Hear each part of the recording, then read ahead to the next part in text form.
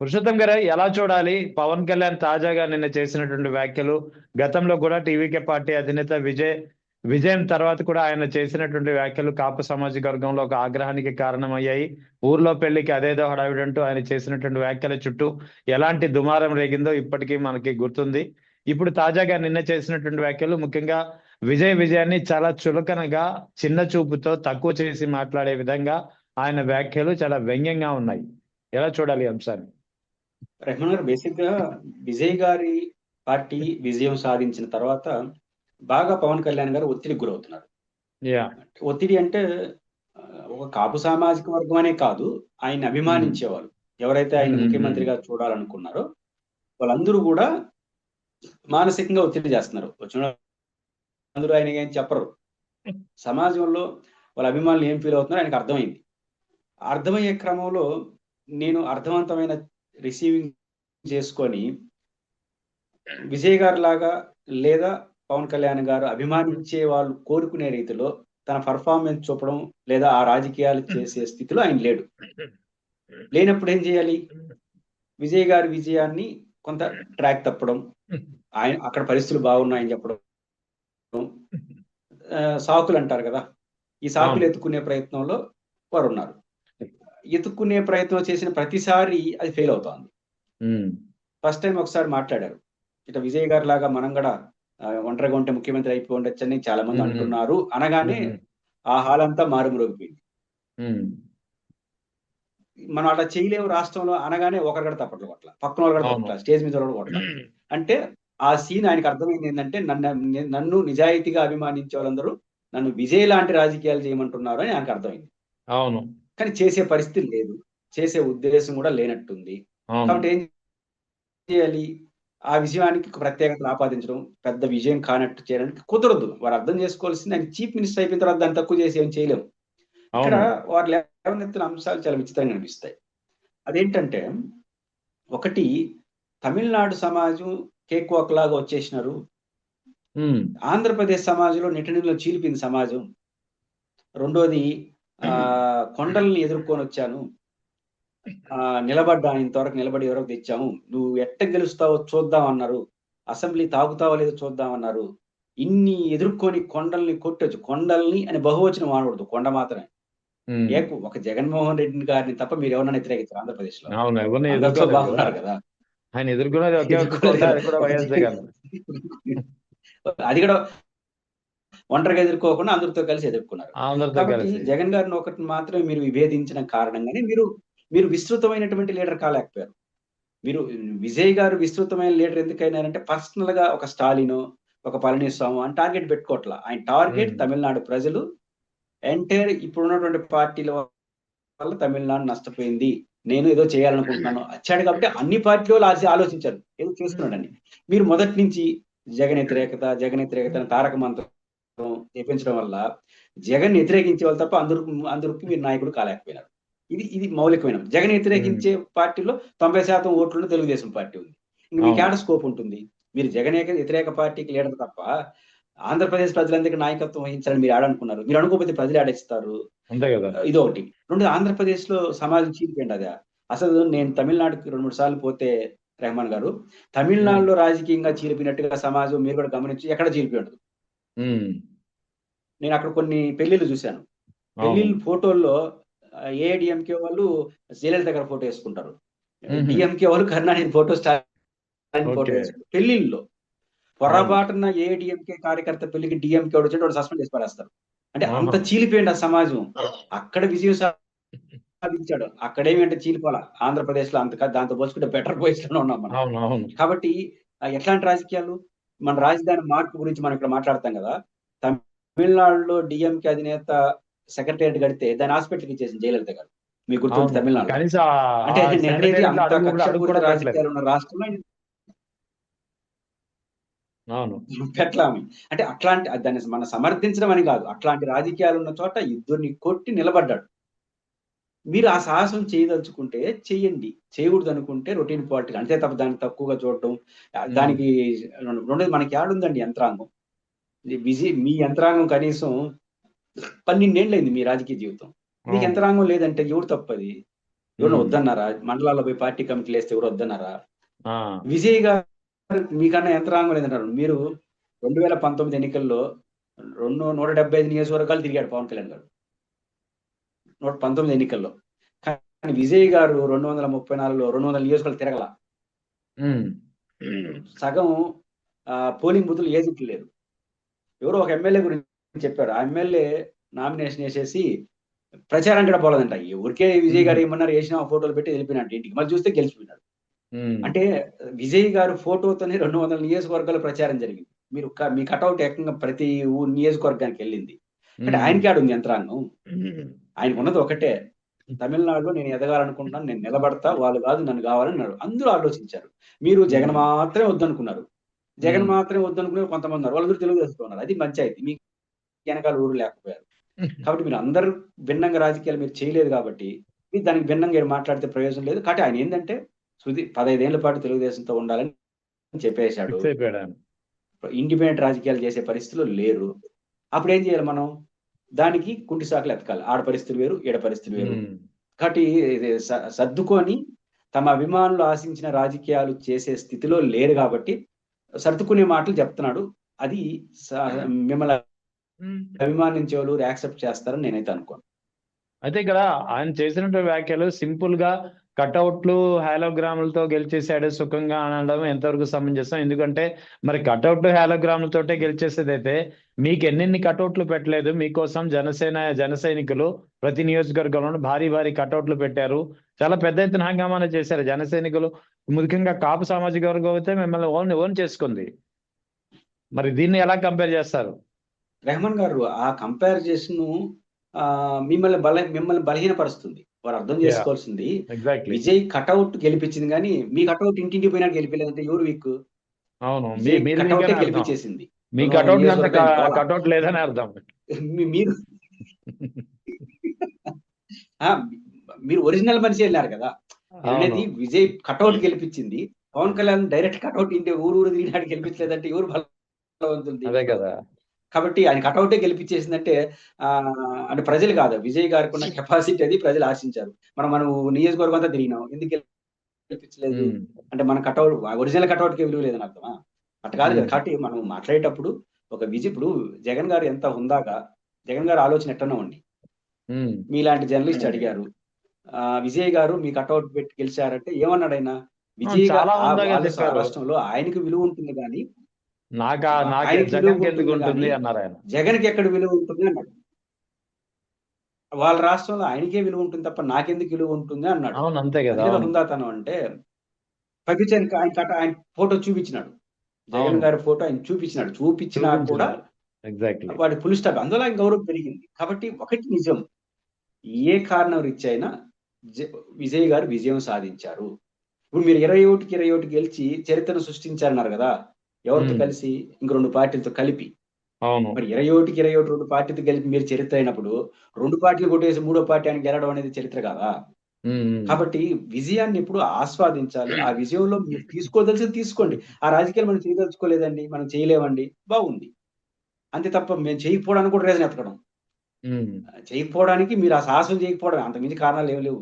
ఆయన ముఖ్యమంత్రి అవుతాడని ఆయన కూడా తెలుసు విజయ్ గారికి.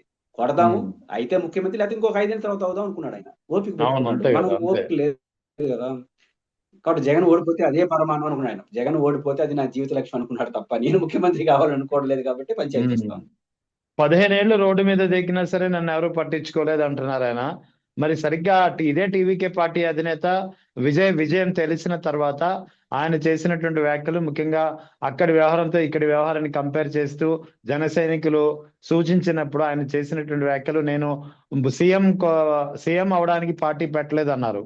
ఓ పక్కన వారం రోజుల క్రితం సీఎం అవడానికి పార్టీ పెట్టలేదు అన్నారు. ఇప్పుడు అదే ఉదంతం నేపథ్యంలో 15 ఏళ్ళు రోడ్డు మీద దిగినా సరే నన్ను ఎవరు పట్టించుకోలేదు అంటున్నారు. ఆయన వర్డ్స్ కి ఆయనే కాంట్రాడిక్టరీ స్టేట్మెంట్లు ఇస్తున్నారు. అంటే ఆంధ్రప్రదేశ్ ప్రజలు మిమ్మల్ని బాగా అభిమానిస్తున్నారని అర్థం చేసుకోవచ్చు. అదేంటది? నేను సీఎం కావడానికి పార్టీ పెట్టలేదు కాబట్టి ప్రజలు చేయలేదు. మిమ్మల్ని ఎంత అభిమానిస్తున్నారు ఆంధ్రప్రదేశ్ ప్రజలు? మీ మాట నమ్ముతున్నారు. మీ మాట స్టేట్మెంట్ ఏంటి? బాగా నమ్ముతున్నారు, మిమ్మల్ని గౌరవిస్తున్నారు. ఎవరికి జగన్ గారికి చంద్రబాబుకి లేనంత గౌరవం మీకు ఇచ్చారు. ఏమని? పవన్ కళ్యాణ్ గారు ముఖ్యమంత్రి కావాలనుకోలేదు కాబట్టి చేయలేదు. మీరు ముఖ్యమంత్రి కాలేదనుకుంటే వాళ్ళు ఎమ్మెల్యేనే చేయలేదు. అంత గౌరవిస్తున్నారు మిమ్మల్ని ప్రజలు కాబట్టి ప్రజల గౌరవాన్ని మీరు తీసుకోవాలి కదా. మీరు ఏం కోరుకున్నారు అదే ప్రజలు ఇస్తున్నారు. రెండో పాయింట్ ఏంటంటే మీరు ఎన్ని రోజులు తిరిగారని కాదు, ఏమని తిరిగారు అనేది కదా ఇంపార్టెంట్. 2014 ఏమని తిరిగినారు? జగన్ ఓడించేయండి, తెలుగుదేశం గెలిపించినారు. మీ మాట విన్నారా లేదు పక్కన పెడదాం. మీ మాట విన్నారు కదా. 2019లో ఏమని తిరిగినారు? నేను ముఖ్యమంత్రి కావాలనుకోలేదు అని అప్పుడు కూడా ఓడించేసినారు. ఇప్పుడు 24లో ఏం చేసినారు? చంద్రబాబుని గెలిపించమన్నారు, గెలిపించినారు. మీరు ఈ 15 ఏళ్ళలో చంద్రబాబు గారిని ఓడించండి, జగన్మోహన్ రెడ్డిని ఓడించండి, అందరినీ ఓడించి నన్ను గెలిపించనని ఒక్క రోజైనా అన్నారా? మీ 15 ఏళ్ల కాలంలో ఒక్క రోజు కూడా నేను మీకు ప్రత్యామ్నాయ లీడర్ అవుతాను, నాకు అవకాశం ఇవ్వండి అని అన్నారా? మీరు అనకుండా నన్ను గెలిపించలేదంటే అది ఎట్ట అవుతుంది? పైపించి ఏదైనా అంటే నేను ముఖ్యమంత్రి కావాలని రాలేదు, ఓడించేసినారు. కాబట్టి మీరు 15 ఏళ్ళు తిరిగినారా, 150 ఏళ్ళు తిరిగినారా, పంచాయతీ గారు ఏమని తిరిగారు? మీరు ఒక్క పూటైనా నేను ముఖ్యమంత్రి కావాలని తిరిగినారా? లోపల ఉంది మనసులో, బయటికి చెప్పలేదు. చెప్పడానికి గట్స్ రావాలి. గట్స్ ముఖ్యమంత్రి కావాలంటే ఏం చేయాలి? చంద్రబాబు గారు వద్దు, జగన్ గారు వద్దు, ఈ 2 చెప్పాలి. ఆ 2 స్టేట్మెంట్ ఇచ్చే ధైర్యం మనకు లేదు. విజయ్‌కి అది ఉంది కాబట్టి కొట్టినాడు. జగన్ గారు అది ఉంది కాబట్టి కొట్టినాడు ఆంధ్రప్రదేశ్‌లో. అన్ని పార్టీలు కొట్టొచ్చాడు. కానీ 12 ఏళ్ళు పట్టింది ఆయనకి. 10 ఏళ్ళు పట్టుండొచ్చు. ఆయన 10 ఏళ్ళు కాదు, జీవితకాలం కొడతానే ఉంటా, ముఖ్యమంత్రి అయిన తర్వాత కొడతానే ఉంటాను అన్నాడు. కాబట్టి 10 ఏళ్ళకి అయినాడు. ఆయన కలిసి వచ్చింది 2 ఏళ్ళకి అయినాడు. మీరు 15 ఏళ్ళైనా నన్ను ఊరు చూడలేదంటే మీరు చూడాలనే రాజకీయాలు ఎప్పుడు చేసినారని. 15 ఒక వీడియో చూపించమను. నేను ముఖ్యమంత్రి కావాలనుకుంటున్నాను, వాళ్ళిద్దరు వద్దు అని ఏ రోజైనా మాట్లాడారు మీరు? మీరు వద్దని ప్రజలు ఎందుకు అనుకుంటారు? కాబట్టి మీరు ఎన్ని ఏళ్ళు తిరిగారు, ఏమని తిరిగారు అనేది ఇంపార్టెంట్. ఇక్కడ పవన్ కళ్యాణ్ చెప్పినట్టు పవన్ కళ్యాణ్ చేసే వ్యాఖ్యలకి కౌంటర్ గా ముఖ్యంగా అక్కడి పరిస్థితులు వేరు, ఇక్కడ పరిస్థితులు వేరు అంటున్నారు. కానీ వాస్తవానికి పవన్ కళ్యాణ్ కి ఇక్కడ ఉన్నటువంటి సానుకూల పరిస్థితుల కంటే విజయ్కి ఉన్నటువంటి ప్రతికూల పరిస్థితులే ఎక్కువ అని చెప్పాల్సి వస్తుందేమో. ఎందుకంటే అక్కడ డిఎంకే ప్లస్ కూటమి, ఓ పక్క అన్నా డిఎంకే ప్లస్ కూటమి, 2 బలమైన పార్టీల కూటమిలను ఎదుర్కొని వచ్చాడు ఆయన. మరోవైపు ఈయనకి నేపథ్యం అంటూ ఈయనకి సినీ నేపథ్యంగా పవన్ కళ్యాణ్కి ఉన్నట్లు అన్న బ్యాక్గ్రౌండ్ లేదు. తర్వాత పవన్ కళ్యాణ్కి ఉన్నట్లు కాపు సామాజిక వర్గం అయినటువంటి ఒక బలమైన సామాజిక వర్గం, అంటే అవుట్రేటెడ్ గా ఒకరికే మద్దతు ఇచ్చే ఒక వర్గం అనేది లేదు విజయ్కు. కానీ ఇక్కడ పవన్ కళ్యాణ్కు ఒక పక్క చిరంజీవి అండ ఉంది, ఒక పక్క నాగబాబు, ఇద్దరు సినిమా ఇండస్ట్రీకి సంబంధించినటువంటి వ్యక్తుల అండ ఉంది. మరోవైపు అన్నిటికీ మించి చంద్రబాబు నాయుడుతో స్నేహం ఉంది, బంధం ఉంది. మరోవైపు బీజేపీ అండ ఉంది. ఇన్ని సానుకూలత ఇతని దగ్గర ఉంటే అక్కడ ప్రతికూలతలన్నీ ఎదుర్కొని పోటీ చేసి గెలిచినటువంటి విజయాన్ని తక్కువ చేసి మాట్లాడడం, అది కూడా ఎవరైనా ప్రశ్నిస్తే అక్కడి పరిస్థితులు వేరు, ఇక్కడ పరిస్థితులు వేరు అని చెప్పడం ఎంతవరకు సమంజసం? విజయ్ గారు పరిస్థితులకు ఎదిరిదాడు. విజయ్ గారు 2 ఏళ్ల పార్టీ అయినా ఆయన చాలా ఇబ్బంది పడ్డాడు. ఆ మొత్తం ప్రతి ఇబ్బంది నుంచి ఆయన వ్యక్తిత్వాన్ని ప్రదర్శించాడు. ప్రతి ఎపిసోడ్ లో ఆయన వ్యక్తిత్వమే ఆయన విజయం వైపు నడిచింది. వ్యక్తిత్వం మరియు సాహసం 2 ఉన్నాయి విజయ్ గారిలో. ఆయనకి మీరు అన్నట్టు ఎన్ని ప్రతికూల పరిస్థితులు, 2 బలమైన రాజకీయ పార్టీలు తమిళనాడులో ఏఐడిఎంకే, ఇవి కాకుండా ఉద్యమ నేపథ్యం కలిగిన అనేక గ్రూప్స్, వాళ్ళ చిన్న గ్రూపులేం కాదు. నాకు పొత్తులో భాగంగా నాకు ముఖ్యమంత్రి పదవి అన్నాడు ఒక ఆయన ఏకంగా. అట్లాంటి కరుడుగట్టిన గ్రూప్స్ ఉన్నాయి. ఇవి కాకుండా గత ఎపిసోడ్లని ఫెయిల్యూర్ ఎపిసోడ్ నెంబర్ 1 రజనీకాంత్ పార్టీయే పెట్టలేకపోయినాడు. కమల్ హాసన్, విజయకాంత్ పెట్టి చేశాడు. తర్వాత కమల్ హాసన్ పార్టీ పెట్టి చెతికిల పడ్డారు. అంటే తన ముందు పెట్టిన సినిమా హీరోలు ఫెయిల్యూర్. ఎప్పుడో ఎంజీఆర్ తప్ప, జయలలిత తప్ప మిగతా అందరూ ఫెయిల్యూర్ అయినారు. ఫెయిల్యూర్ ఎపిసోడ్ కళ్ళ ముందు కనిపిస్తోంది. ఎలక్షన్ టైంలో త్రిష వ్యవహారం, ఒక ఫ్రెండ్ గా త్రిష వ్యవహారాన్ని ఎంత ఛాలెంజ్ గా తీసుకున్నాడు. అందరూ వాళ్ళిద్దరి మధ్య ఉన్న రిలేషన్స్ ని వ్యక్తిగత పోకళ్ళకి వెళ్ళి ప్రతిపక్షాలు వస్తే కొన్ని రోజుల పాటు పక్కన పెట్టేద్దాం, లేకపోతే ఆ ఎపిసోడ్ వద్దాం, ఇద్దరు మా ఫ్రెండ్స్ అండి, మేము నిలబడ్డారు. క్యారెక్టర్ అలా ప్రదర్శించాడు. తన భార్య బయటకు వచ్చి మాట్లాడింది, సభలో పెట్టే అవకాశం లేకుండా చేసినారు, సిబిఐ కేసు ముందుకు వచ్చింది. ఇదొక ఎపిసోడ్. రెండోది ఆయన జగన్ గారి ఫోటో చూపిస్తే ఎవరు వేస్తారు ఎవరు ఏరు పక్కన పెడితే నా కోసం వచ్చినట్టు నేను నిలబడతా, ఇంత సాహసాలు ప్రతి చోట వ్యక్తిత్వం సాహసం చూపించారు కాబట్టి ఆయన గెలిపించారు. మనం పవన్ కళ్యాణ్ గారికి అన్ని అనుకూల పరిస్థితులే. 2 పార్టీలు ఎక్కడ ఉండేవి, గ్రూప్స్ లేవు. ఆ గ్రూప్స్ అన్ని మీకు సపోర్ట్ చేస్తున్నాయి. మీ బ్రదర్ సృష్టించినటువంటి 18% ఓట్లు ఉన్నాయి. మీకంటూ ఒక ఇమేజ్ ఉంది. పాయింట్ ఏంటంటే ఒకటే, మీరు జగన్ వ్యతిరేకత చూపినంత శ్రద్ధ మీరు ముఖ్యమంత్రి కావాలన్నట్టు 10% కూడా చూపించారు. జగన్ గారి మీద ఉన్న వ్యతిరేకత చూపించారు కదా, ఓడిపోవాలని. దాంట్లో 10% అని నేను ముఖ్యమంత్రి కావాలని చూపిలా. అక్కడ వస్తాను పంచాయతీ. కాబట్టి మీ గురించి కాకుండా జగన్‌కి వ్యతిరేక రాజకీయాలు చేయడం మొదలెట్టిన తర్వాత ఈ పంచాయతీలు వచ్చినాయి. కాబట్టి పవన్ కళ్యాణ్ గారు అర్థం చేసుకోవాల్సింది మీరు చేస్తే సాహసోపేతమైన రాజకీయాలు చేయండి. నాకు ఆ సాహసం చేసే ఓపిక లేదు. నేను ఉన్నంతలో జగన్ గారికి వ్యతిరేకంగా ఉంటా. చంద్రబాబు గారు మేమంతా కలిసి ఏదో రాష్ట్రానికి చేస్తాం అని వెళ్ళండి. ఇది పరిమితం ఇప్పుడు. నేను విజయ్ లాగా సాహసం చేయలేనండి. విజయ్ గారిలాగా చేయలేను అనంటే బాగుంటుంది. కానీ దాంట్లో లోపాలు వెతికి ఆ పరిస్థితులు వేరంటే ప్రజలకు కూడా తెలివితేటలుంటాయి. అది మర్చిపోతున్నాడు పవన్ కళ్యాణ్ గారు. మీరు చెప్పింది అవును. వినేసిపోవడానికి ఏమైనా అమాయకులా? వాళ్ళు తెలితే తమిళనాడులో ఏం జరుగుతుందని. కాబట్టి విజయ్ గారి గెలుపులో ఆయన సాహసం, ఆయన విశ్వసనీయత, ప్రజల మద్దతుంది. మీరు సాహసం చేయలేకపోతున్నారు. విశ్వసనీయత ప్రదర్శించలేకపోతున్నారు. ప్రజలు కూడా మిమ్మల్ని ఒప్పుకోవట్లేదు. అవును. సో, ఇది కంపారిజన్ చేసుకోవాలి తప్ప మీరు బుద్ధి పుట్టినట్టు మాట్లాడితే మరింత డీగ్రేడ్ అవుతారు. ఆయనకు అర్థం కానిదేంటంటే మీరు చెప్పిన వెంటనే తప్పకుండా వెళ్ళిపోయాను కానీ ఫ్యాన్సా? సినిమా ఫ్యాన్సా? కాదు హ్మ్. గదా! రాజకీయాల్లో చూస్తున్నారు గదా! ఇక్కడ నాకు కష్టం ఉందన్నాడు. ఆడ ఏకంగా 2 రోజులు ఆయన తిరగల. కటౌట్ అన్నారు. మీరు నేరుగా వస్తే ఓటేయాలి. ఆయన కటౌట్‌లో ఓట్లేస్తున్నాయంటే నెగెటివ్ హ్మ్. గదా! అది. విజయ్ కటౌటే గెలిపించేసిందంటే అది హీరోయిజం గదా! అంతే కదా! అది అదే మనం ఏదో చేయనిపోతే ఏదో అవుతుందన్నట్టు అవుతుంది ఆ పరిస్థితి. అంతే కదా! ఇంకా సింపుల్‌గా చెప్పాలంటే మీరు చెప్పిన దాని విశ్లేషణ ప్రకారం యాక్చువల్లీ విజయ్ ఏమో విజయం కోసం అధికారంలో రావడానికి పార్టీ పెట్టాడు. ఇక్కడ పవన్ కళ్యాణ్ మాత్రం చంద్రబాబు విజయ్ కోసం, వైఎస్ జగన్ పరాజయం కోసం మాత్రమే పార్టీ పెట్టారు. అది తేడా అని చెప్పొచ్చు రెండిటికి. అంటే తన విజయం కోసం అయితే కాదు. ఇంకెవరి కోసం చేసాడో తర్వాత అంతే. విషయం గానీ, మరొకరి విజయం. తన విజయం కోసం అయితే ఆయన ప్రయత్నం అదే. చేయలేదు. అదే. అంతే. సో, ఈ ఓవరాల్‌గా ఈ పరిణామాల పట్ల ఎందుకు వాస్తవానికి గతంలో ఈ ఊర్లో పెళ్ళికి అదేదో హడావిడి అని చెప్పి ఆయన చెప్పకనే ఒక సామెత చెప్పి తన అనుచరుల్ని, తన సైనికుల్ని, తన కార్యకర్తల్ని కుక్కలతో పోల్చినటువంటి సందర్భం నేపథ్యంలో తాను పార్టీ పెట్టింది సీఎం పదవి కోసం కాదని చెప్పిన నేపథ్యము, ఇవాళ నిన్న తాజాగా చేసినటువంటి వ్యాఖ్యల నేపథ్యము. ఈ అన్ని నేపథ్యాల నేపథ్యంలో కాపుల్లో తీవ్రమైనటువంటి వ్యతిరేకత ఇంకా పెరుగుతోంది. అది ఈయన దృష్టికి రావడం లేదా అసల? ఇప్పుడు 2 సార్లు స్పందించాడంటే ఆయన దృష్టికొస్తే స్పందించాడు. మనల్ని అభిమానించే వాళ్ళలో కొంత అసహనం పెరుగుతా ఉంది. పైపెచ్చు విజయ్ గెలిచిన తర్వాత కూడా ఇంకా 15 ఏండ్లు ఉంటామని మీరు ఈ మధ్య కాలం ఎక్కడ 15 ఏళ్ల గురించి చెప్పట్లే ఆయన విజయ్ గెలిచిన తర్వాత. హ్మ్. కొంచెం హ్మ్. ఒత్తిడికి లోనవుతున్నట్టు. ఒక పక్క విజయ్ ఓకే. గెలిస్తే మేము విజయ్ లాగా మళ్ళీ 15 ఏళ్లు అంటారనే ఒక బాధ కూడా ఉంటుంది కదా! కాబట్టి హ్మ్. ఆ మాట ఎందుకు అనలేకపోతున్నాడు? అంటే ఆయన గమనిస్తున్నాడు. నన్ను అభిమానించే వాళ్ళలో ఒక నిరాశొచ్చింది. పవన్ హ్మ్. కళ్యాణ్ కూడా ఆయనలాగా ఉండుంటే ముఖ్యమంత్రి అవుతాడు కదా! అనే భావనలో అవును. ఉన్నారు అనేది గమనించేసాడు. గమనితే ఇంతెందుకు స్పందిస్తాడు? గమనించాడు. దానికి ఆయన దగ్గర సమాధానం లేదు, పరిష్కారం లేదు. ఒత్తిడికి గురవుతున్నాడు. దాని ఫలితమే ఇవన్నీ వస్తున్నాయి. హ్మ్. నిన్న విజయవాడలో కూడా కాపులు సమావేశమయ్యారు నిన్న. అంటే వాళ్ళ కాపు సమావేశంలో పవన్ కళ్యాణ్ వ్యాఖ్యల ప్రస్తావన కూడా కొంతమంది ప్రస్తావించారు. ముఖ్యంగా రాజ్యాధికారం కాపులకు ఉండాలని, కాపుల రిజర్వేషన్ అంశం కూడా ప్రస్తావనకొచ్చింది. మరి రాష్ట్రంలో కాపులకు సంబంధించినటువంటి నేతగా ఉన్నటువంటి జనసేన అని పవన్ కళ్యాణ్ ఈ వైఖరితో ఉంటే, ఇలాంటి కాపు సమావేశాల, తీర్మానాల వల్ల ఏమైనా ప్రయోజనం ఉంటుందంటారా? అంటే ప్రతి కులంలో ఇప్పుడు రెడ్లుంటారు. అప్పుడు కాంగ్రెస్, ఇప్పుడు వైసీపీ మాదే అనుకుంటారు. హ్మ్. కమ్మాస్ ఉంటారు అనుకుంటారు. గట్టిగా పనిచేస్తారు.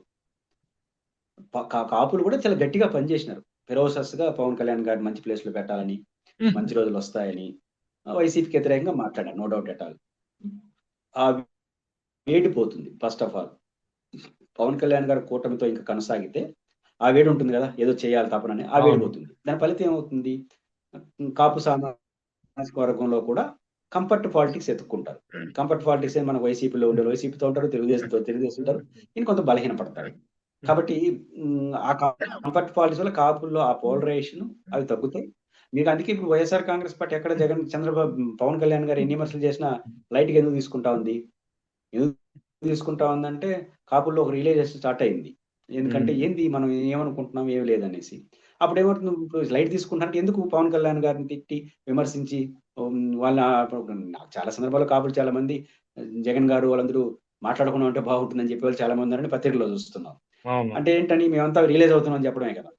మేమేం అవును. అసలు అనుకున్నది వాస్తవమే. కాబట్టి ఈ మార్పులు చూస్తా ఉంటే కాపుల్లో ఇంతకుముందున్న పోలరైజేషన్ అయితే కాదు. హ్మ్. ఆ ఆ ఎయిమ్ ఆయనకి లేదు కాబట్టి. వెంటనే ఏదో వచ్చేసి వేరే పార్టీలో చేరతారన్న గాని, ముందున్న ఫెరోస్‌నెస్, ముందున్న పోలరైజేషన్ మాత్రం జరిగే అవకాశం నాకైతే కనపడట్లేదు. అందువల్ల ఎవరికి అనుకూలం ఉన్న రాజకీయాల్లో వాళ్ళు సర్దుకుంటారు. అయితే ఇక ప్రొఫెసర్ కె. నాగేశ్వర్ ఆయన తన విశ్వరూపం ఆ యుద్ధాన్ని నన్ను మీరు గెలికారు. ఇక నా విశ్వరూపం చూపిస్తానని చెప్పి ఆయన ఒక పక్క స్టేట్మెంట్లు ఇస్తున్నారు. మరో పక్క ఆయనను అరెస్ట్ చేసేందుకు రంగం సిద్ధమవుతోంది అనే వార్తలు కూడా వస్తున్నాయి. ఎలా ఏం జరుగుతుందంటే ఏం చెప్తారు? ప్రొఫెసర్ నాగేశ్వర గారి విషయంలో జనసేనది పూర్తిగా సెల్ఫ్ గోల్ పాలిటిక్స్ అంటారు. ఒకటి ప్రొఫెసర్ నాగేశ్వర గారు చెప్పింది ఏంటి, అమిత్ షా గారికి, పవన్ కళ్యాణ్ గారికి, మనోహర్ గారికి మధ్య జరిగిన డిస్కషన్ కాదు.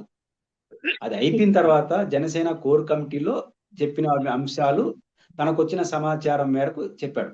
అంటే జనసేన కోర్ కమిటీలో జరిగిన చర్చ తప్ప అమిత్ షాతో జరిగిన చర్చ కాదు. అవునంతే. రెండు ప్రొఫెసర్ నాగేశ్వర గారు చెప్పిన దాంట్లో కరెక్టా తప్ప పక్కన పెడితే జనసేనకి ఇబ్బంది కనపడేది. ముఖ్యంగా పవన్ కళ్యాణ్ గారి క్యారెక్టర్ ఇమేజ్ కి ప్రమాదం కదా. ఈయన పోయి ఎందుకు పోయినావు ఢిల్లీ కంటే జగన్ అరెస్ట్ చేయడానికి పోయినావని, దానికైనా అమిత్ షా గారు మందలించినట్టుగా వార్త వచ్చింది. అది పవన్ కళ్యాణ్ గారికి ఇమేజ్ దెబ్బదా. పవన్ కళ్యాణ్ గారి ఇమేజ్ దెబ్బతింటే జనసేన కూడా ఇబ్బంది కదా. ఆ రకంగా జనసేన ఫీల్ కావడంలో తప్పులేదు.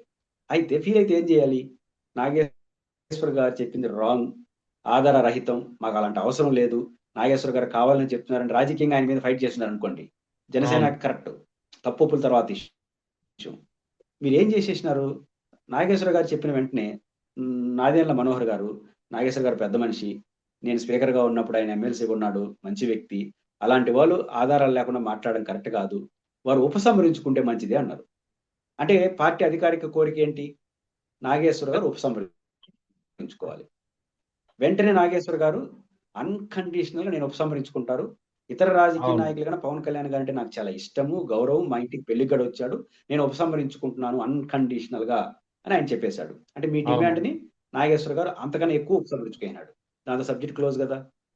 ఇంకా అదనంగా ఏం చేశారు, పవన్ కళ్యాణ్ గారు ఎక్స్ లోనే ఎక్కడ స్పందించినట్టున్నారు, నాగేశ్వర గారు పెద్ద మనిషి, వారింటికి పెళ్లికి పోయాను, వారు ఇట్లా మాట్లాడడం కరెక్ట్ కాదు, ఇది సరైనది కాదు, రెండోది వారు ఉపసంహరించుకోవడం మంచి విషయమే, కాబట్టి ఇంకా ఆయన పైన వ్యాఖ్యలు చేయొద్దండి. అంటే జనసేన కోరింది, నాగేశ్వర గారు అంగీకరించారు, పవన్ కళ్యాణ్ గారు ఆమోదం. మళ్ళీ కేసులేంది, మళ్ళీ ఉపన్యాసాలేంది, ఎప్పుడైతే మీరు విజ్ఞప్తి చేశారో అడికి ఆగిపోవాలి.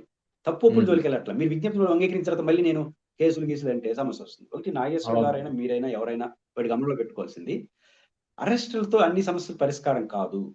కొత్త ఇప్పుడు అరెస్ట్ వరకు వెళ్ళారనుకున్నారు, అరెస్ట్ చేస్తారని నేను అనుకోవట్లేదు, కోర్టులు కూడా అంగీకరించవు ఆయనకు ఉన్నటువంటి పరిమితుల రీత్యా వాటి రీత్యా. ఎందుకని ఆయన చెప్పింది ఏంటి, పవన్ కళ్యాణ్ గారు కలిసినప్పుడు అమిత్ షా గారు నాకు సోర్స్ వచ్చిందని చెప్పాడు, విచారించుకోండి.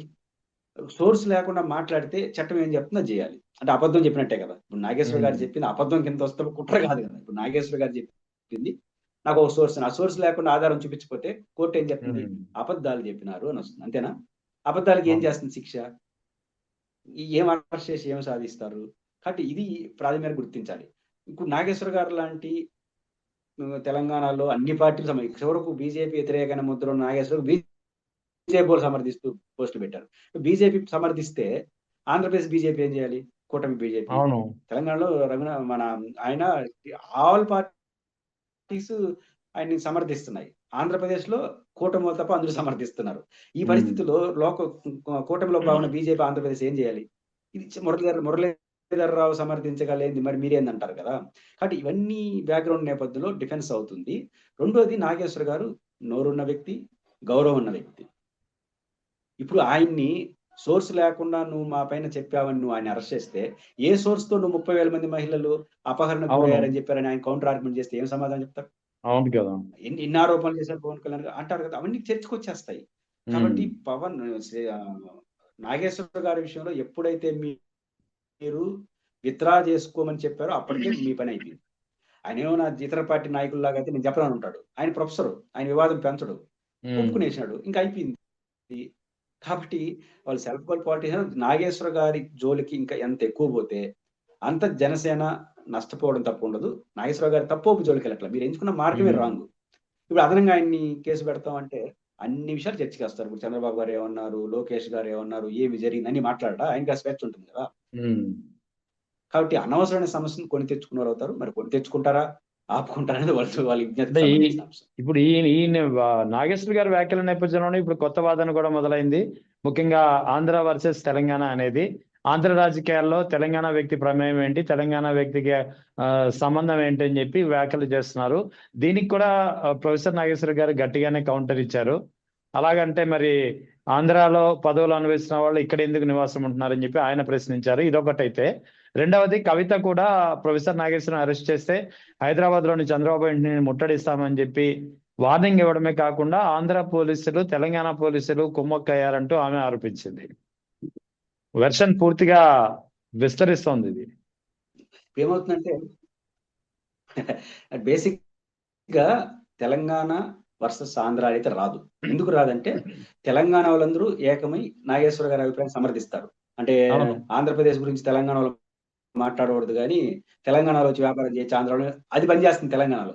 ఏపీలో అట్లా అంటారని ఎవరు అంటారు. ఇక్కడ అది వ్యతిరేకంగా చెప్పానే కదా, నాగేశ్వర గారికి సమర్థన వస్తుంది. ఓ తెలుగుదేశం పార్టీ వాళ్ళు ఎందుకంటే అర్థం లేనటువంటి ఆర్గ్యుమెంట్ కదా ఇది. రెండు మనం అమరావతి ఉద్యమాన్ని అమెరికా నుంచి నడపలేదా?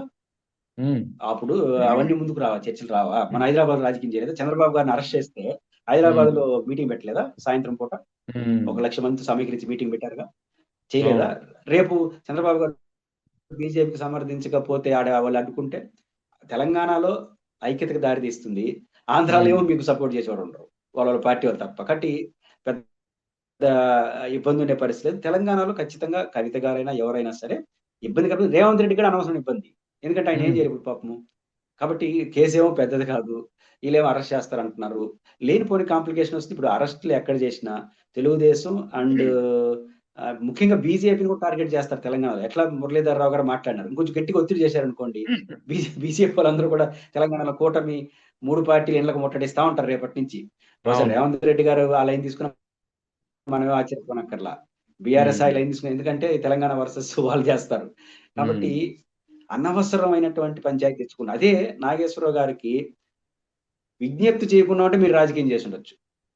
విజ్ఞప్తి చేసేసిన తర్వాత ఇంకేం రాజకీయం ఉంటుంది, అది ఆలోచించుకోవాలి. ఇది మన నాగేశ్వరరావు గారి విషయం ఎంత మౌనంగా ఉండిపోతే అంత మంచిది, ఎంత చర్చ లేకపోతే అది వాళ్ళకే నష్టం.